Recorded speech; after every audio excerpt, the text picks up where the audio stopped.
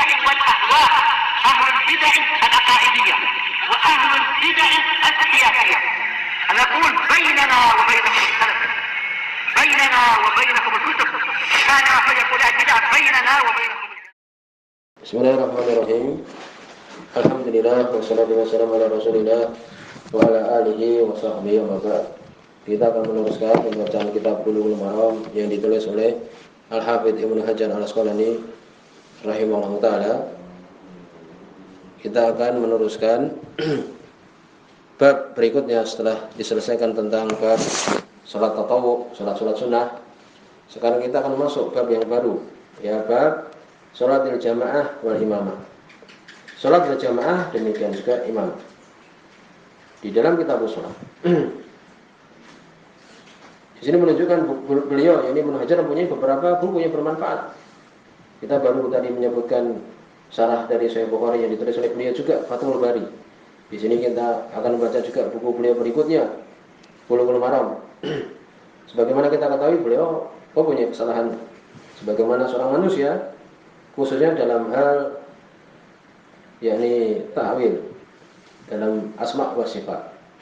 Demikian juga tabarruk bi athari sholihin, meminta berkah dengan bekas-bekas orang-orang soleh. Dan itu kebanyakan banyak terjatuh di kalangan para ulama. Demikian juga Imam Nawawi. Tetapi tidak kemudian menghalangi kita untuk mengambil manfaat dari buku-buku mereka semua, para ulama. Karena mereka ulama yang lain juga menjelaskan tentang kegelinciran mereka ini. Kita mengambil manfaat dari buku-buku mereka. Semoga Allah mengampuni dosa-dosa mereka. Dan kita akan masuk sekarang bab tadi kita sebutkan. Kita sudah menyelesaikan jilid 1 ya, dari Fathul Alam ini. Di situ ada 5 jilid, menunjukkan bahwa mungkin pembacanya lama.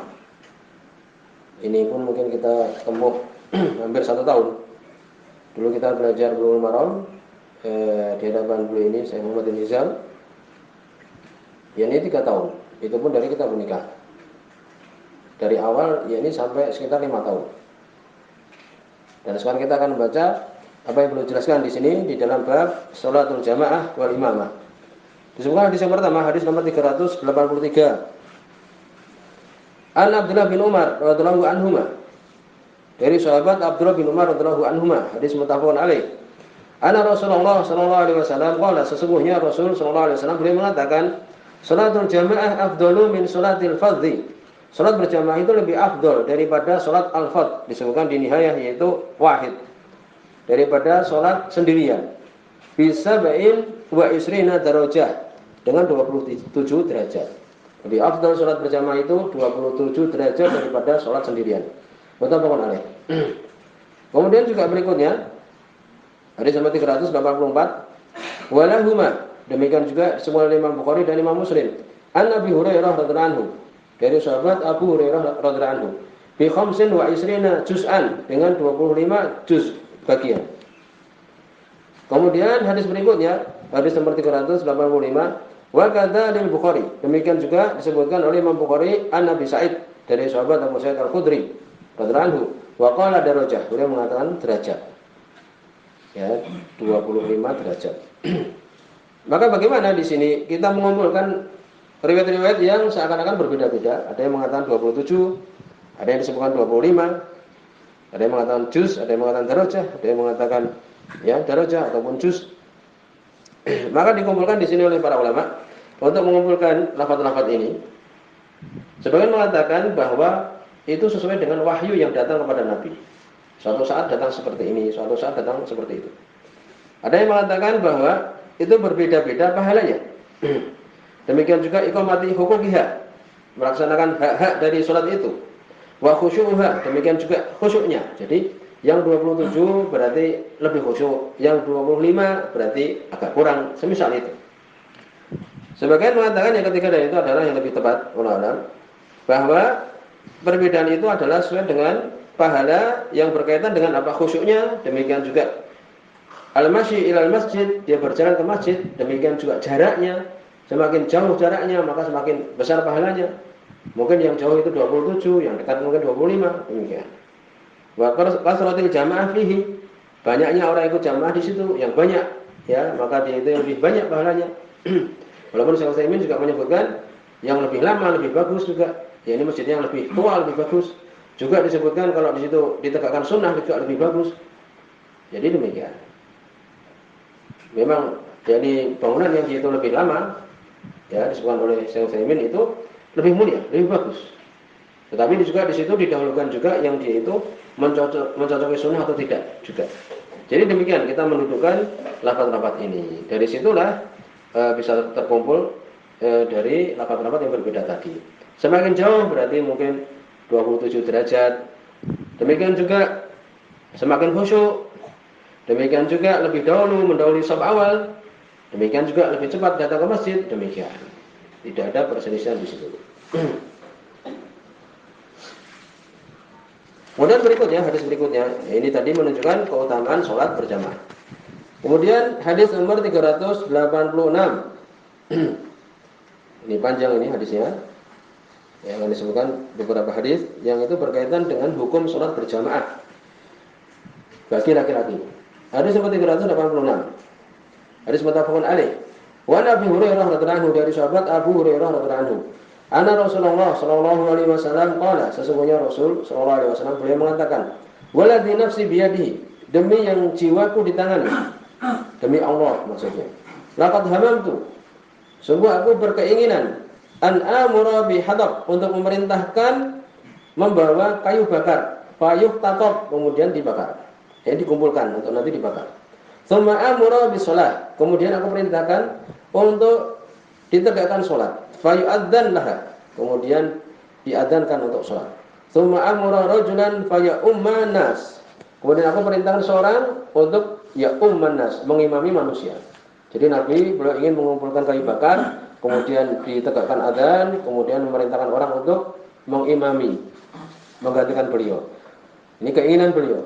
Tsumma ukhalifa ila rijalin, kemudian aku mendatangi laki-laki, orang-orang la yashhaduna shalah, yang tidak menghadiri sholat berjamaah maksudnya. Fa uharriqu alaihim buyutahum, kemudian aku membakar rumah-rumah mereka. Ya. Dengan orang-orang yang diperintahkan tadi. Ya, demikian. Ini beliau akan membakar rumah-rumah mereka yang tidak ikut sholat berjamaah. Waladzi nafsi biyadihi, demi yang jiwaku di tangannya.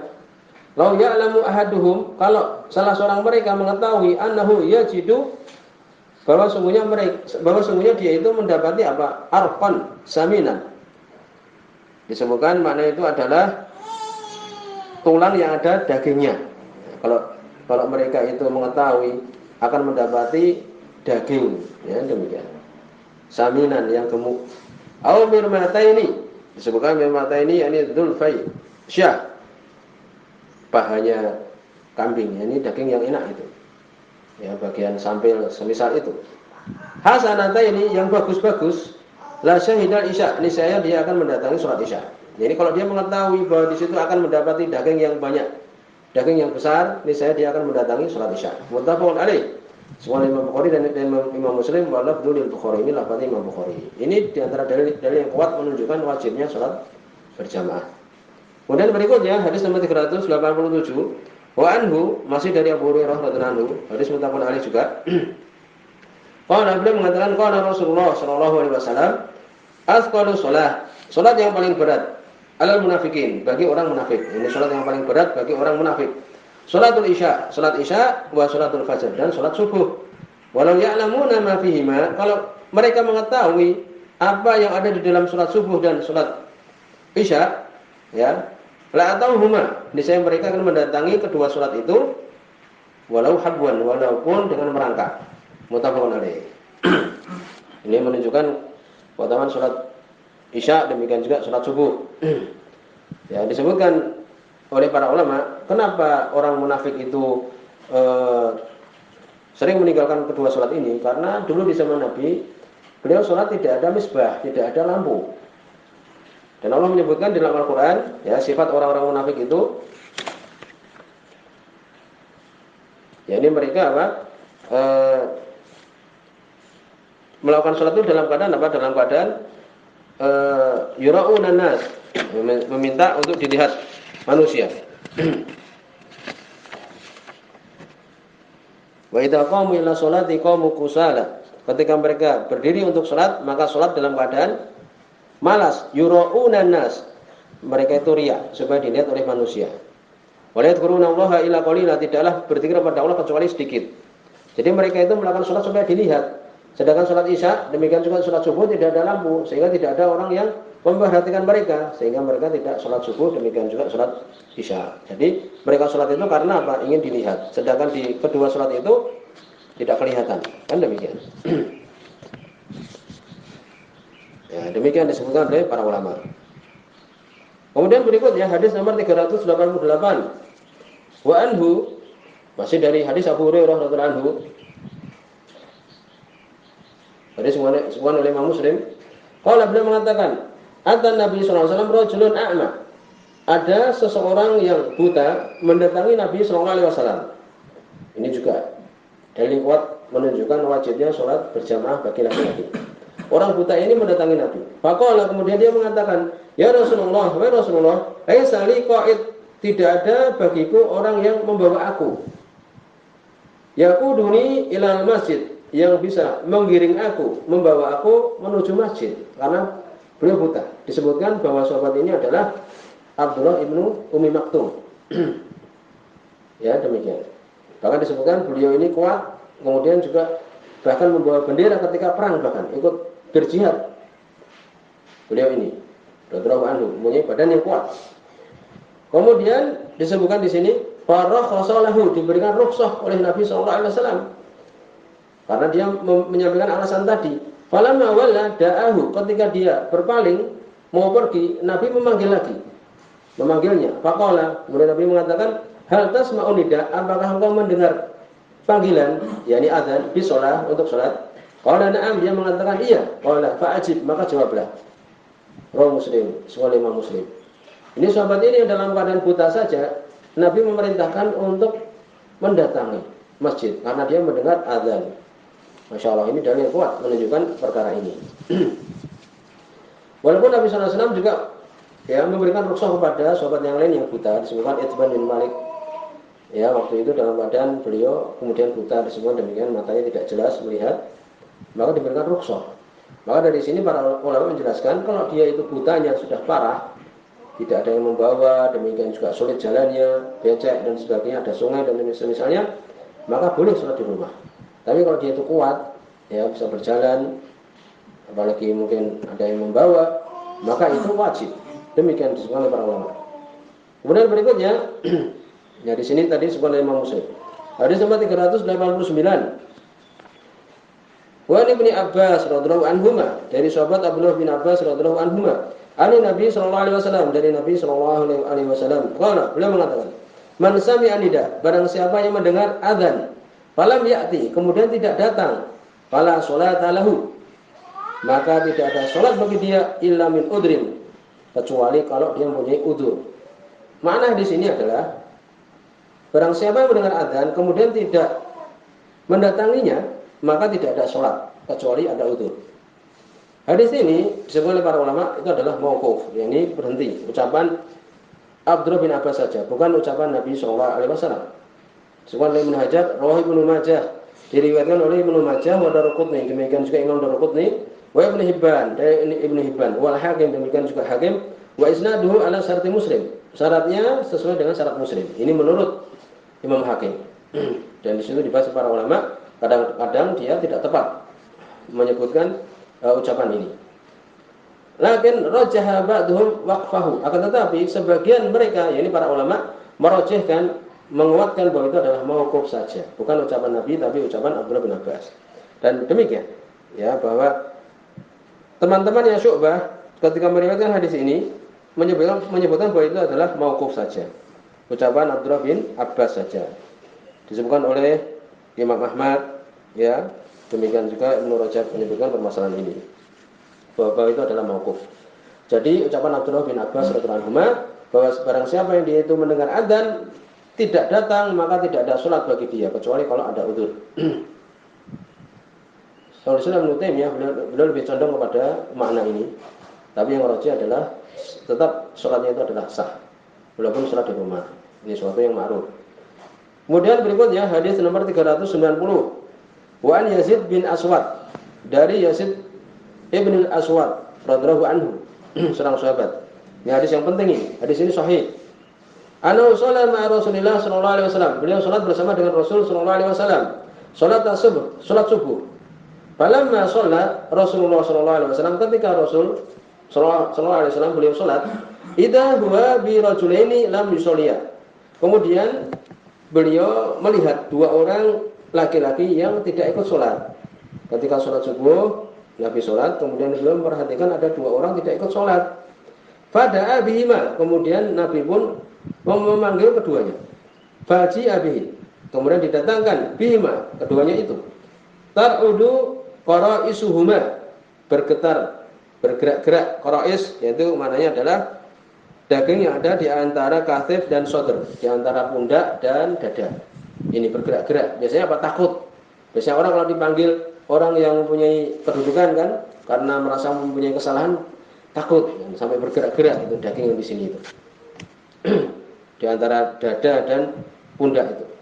Faqala lahuma, kemudian Nabi mengatakan kepada keduanya, "Ma mana'akuma an tusalliya ma'ana?" Apa yang menghalangi kalian berdua untuk salat bersama dengan kami? Qala, keduanya mengatakan, qad shalaina fi rihalina, kami telah salat di rumah-rumah kami, di kampung-kampung kami. Qala, kemudian Nabi mengatakan, fala taf'ala, jangan kamu berdua melakukan itu lagi.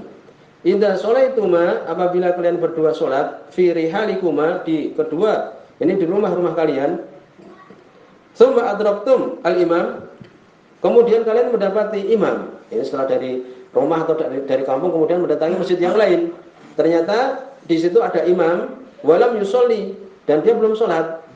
Fasoliya ma'hu, maka hendaknya kamu berdua, kalian berdua sholat bersama dengan imam itu. Sholat lagi, demikian maksudnya. Padahal tadi sudah sholat wajib.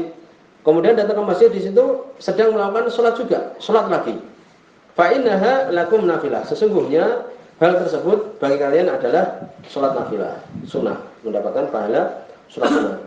Rawu Ahmad, semua dari Imam Ahmad, wala bulahu, ini lafadznya Imam Ahmad, wa thalathah, demikian juga yang tiga, yaitu Nasai, Abu Dawud dan Imam At-Tirmidzi. Wa sahahu Ibnu Hibban, disahihkan oleh Ibnu Hibban wa Tirmidzi, demikian juga Imam At-Tirmidzi. Hadis ini adalah sahih. Maka di sini disebutkan ya permasalahan hukum salat berjamaah. Ya, ada yang mengatakan wajib ain, ya, fardu ain, dan itu lebih tepat sebagaimana hadis yang tadi kita sebutkan panjang lebar. Ya, wajib. Bagaimana juga ketika sholat khauf pun demikian, Nabi melakukan sholat berjamaah. Walaupun kalau sholat khauf ketika perang itu diberikan rukhsah untuk sholat sendiri-sendiri. Ada yang mengatakan ya bahwa tidak sah kecuali dengan apa? Sholat berjamaah. Tapi ini kurang tepat jawabannya. Ada yang mengatakan itu fardu kifayah. Pendapat Imam Syafi'i, mazhab Imam Syafi'i. Ada yang mengatakan sunnah muakkadah, pendapat Ibnu Hajar, demikian juga banyak ulama Syafi'iyah. Sunnah muakkad, Imam Nawawi, Ibnu Hajar, demikian. Semua di Fathul Bari. Yang rajih adalah apa? Bahwa itu adalah wajib. Salat berjamaah bagi laki-laki adalah wajib, kecuali kalau udzur. Sampai di sini. Subhanallahumma wa bihamdika, asyhadu an la ilaha illa anta, astaghfiruka wa atubu ilaik.